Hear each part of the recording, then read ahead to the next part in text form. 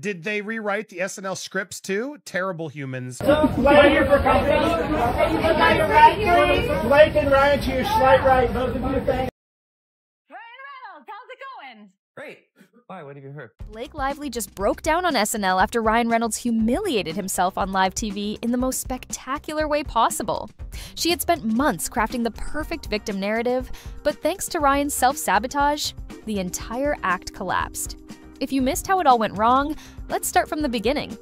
At the SNL 50th anniversary event, Blake and Ryan acted as if everything was fine, despite the looming $400 million lawsuit from Justin Baldoni.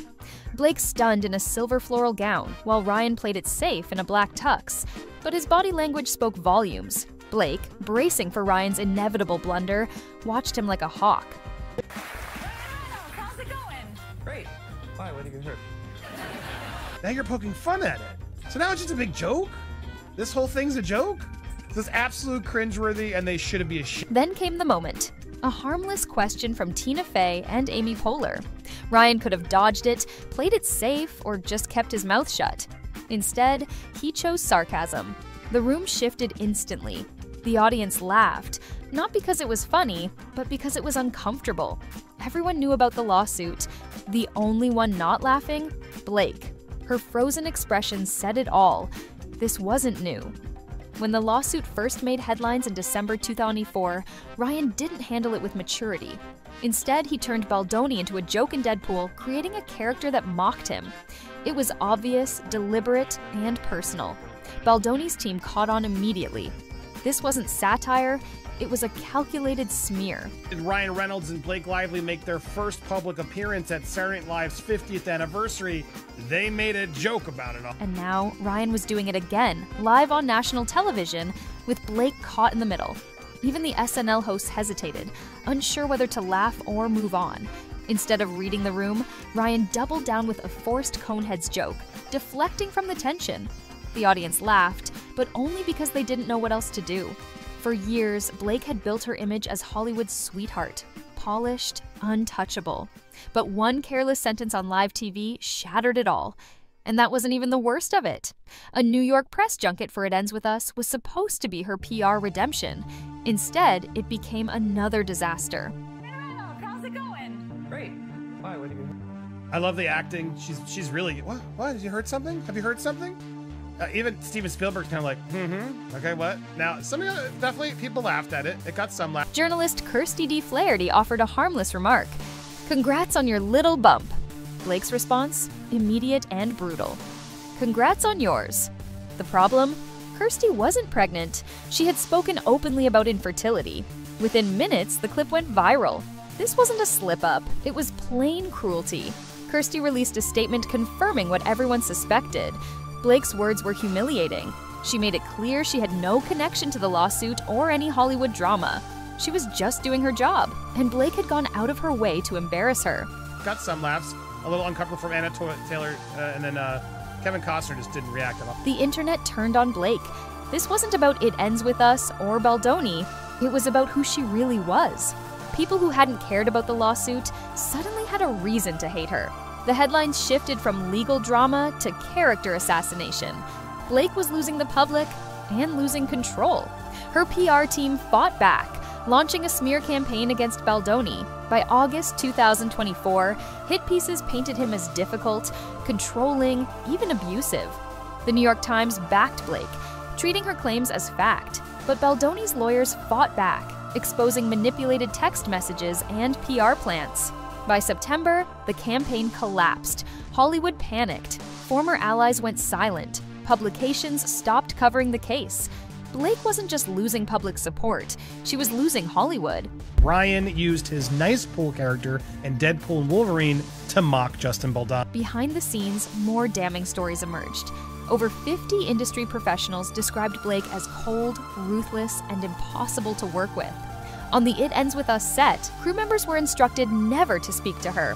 One production assistant detailed the anxiety of working under her rule. People were fired for the smallest infractions. Even her own PR reps admitted she was controlling and manipulative. Blake forced Baldoni out of his own film, taking control of the final cut, rewriting key scenes and locking him out of editing. She hijacked the marketing, ensuring it was her story being told. When he pushed back, she used Hollywood power moves to shut him down. There is no question that, yes, Ryan Reynolds based his Deadpool Wolverine character, Nice Pool, with the man bun, on Justin. And Ryan Reynolds, he wasn't just standing by her, he was leading the charge. A secret meeting at their penthouse in March 24 changed everything. Senior executives gathered to discuss Baldoni's role. What really happened? Ryan tore into Justin, ensuring he was sidelined. Industry insiders later described the meeting as aggressive and humiliating. When the lawsuit dropped in December 2024, Ryan had already set the media narrative against Baldoni. He personally fed journalists information, ensuring that by the time the lawsuit went public, Baldoni was already framed as the villain. But then, the plan collapsed. Baldoni's case expanded to include civil extortion, privacy invasion, and abuse of power. Really, dude? This is so petty. Because it's like, if he really did all the things you stated was what to your wife, this just feels too jokey. Now, Ryan Reynolds, Hollywood's favorite funny guy, was being dragged into one of the ugliest legal battles in entertainment history. Once powerful allies began to distance themselves, Hollywood, once their playground, now seemed to be shutting its doors. Lively's longtime supporters, her sisterhood of the Traveling Pants co-stars, author Colleen Hoover, initially stood by her. But as the legal battle intensified, they fell silent. Reynolds, known for his charm, tried to diffuse tensions with humor on SNL, but it backfired. It was seen as tone-deaf, further alienating him from public favor. In Deadpool Wolverine, you used Deadpool Wolverine to, like, mock this guy in the film that your wife disagreed with and didn't get along with. It's so hard to process. Meanwhile, support for Baldoni grew. Though his agency, WME, dropped him early on, as more details emerged, Hollywood began reassessing. Then came another blow to Blake, a resurfaced 29 interview where she admitted to turning Gossip Girl co-stars against Penn Badgley. Her own words reinforced the narrative that she had always been manipulative. The fallout was swift. Once beloved, Blake and Ryan now found themselves unwelcome. Invitations stopped. Projects moved forward without them. Hollywood was distancing itself, their influence fading fast. What was once a power couple now stood on shaky ground. Yeah, okay. Well, my question is that, you know that the materials that they made the cone heads with, are those edible?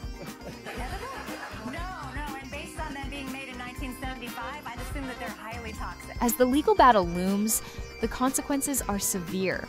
A drawn-out case could permanently tarnish their careers. A resolution in their favor might salvage some reputation, but the damage is done. For Baldoni, it's a fight for vindication or career ruin.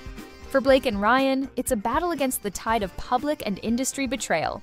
In Hollywood, reputations are built over decades and destroyed in moments. The once revered reign of Blake Lively and Ryan Reynolds is facing its biggest challenge yet. If somebody, hypothetically took a couple of nibbles backstage and, got excited, should they go to the hospital or should they? Yes, they should go to the hospital right away. Good. Good luck. Great. Okay, next question. Yeah, well, it wasn't funny. The only thing that was funny was the fact that he, made a point. The courtroom drama is just beginning, but the verdict in Hollywood's eyes may have already been cast. The power couple's downfall is a reminder of how fast the industry can turn against its own. The public will watch as this scandal unfolds, but one thing is certain: Blake and Ryan's legacy will never be the same. If you thought this Hollywood mess couldn't get any worse, trust me, it's just getting started. So hit that subscribe button, because this drama is far from over. He kind of had to being there, which makes me realize and think this was all orchestrated and planned. This was his WME and people getting in and giving Lauren Michaels and Saturday Night Live sort of the opportunity to get them there first, to sort of address it.